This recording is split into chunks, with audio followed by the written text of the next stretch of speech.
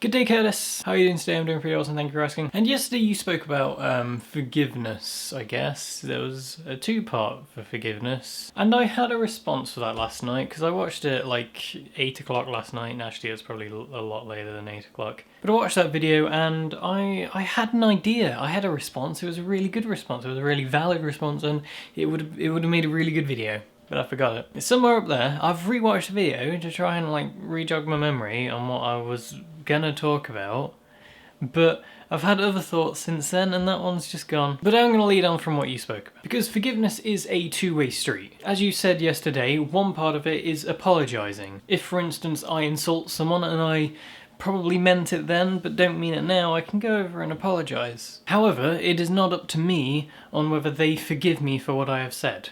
And while it's almost social convention to forgive someone for, doing something, sometimes that is not the case. Sometimes you'll screw up because everyone screws up, and you'll apologise for that thing, and then the person who you're apologising to won't accept your apology. And that happens to all of us. It happens to every single one of us. And that's what I want to lead on from. I want to lead on from how to deal with not being forgiven. Because I'm sure we've all been there. We've all been in a position where we've done something wrong, we've screwed up, and as a result of it, we've got someone who's upset, and you've gone and apologised, and they haven't forgiven you. I've experienced this firsthand on both sides of the parties, and I've experienced it, someone else doing it. So I am familiar with the paradigm. How do you get over it? How do you get past not being forgiven? Well, in my eyes, you just live with it. Because you may be 16 or 18 years old and you could be in this situation. But you're going to be here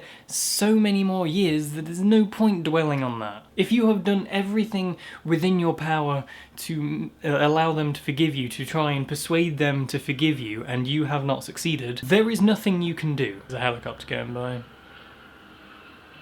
They've been flying really low recently, I don't know why. Beyond apologising genuinely and showing that you are sorry, if they still don't forgive you, then there is nothing you can do, so you're just gonna have to move on. You're just gonna have to, as I said before, deal with it. Because the amount of time which we have to live is finite. We're gonna run out of time eventually, so there's no point dwelling on that. There's literally no point dwelling on that. So what are your thoughts and opinions on this, Curtis? And also, what are your opinions, poople? Leave your opinions in the comment section down below, and I will see you tomorrow, Curtis.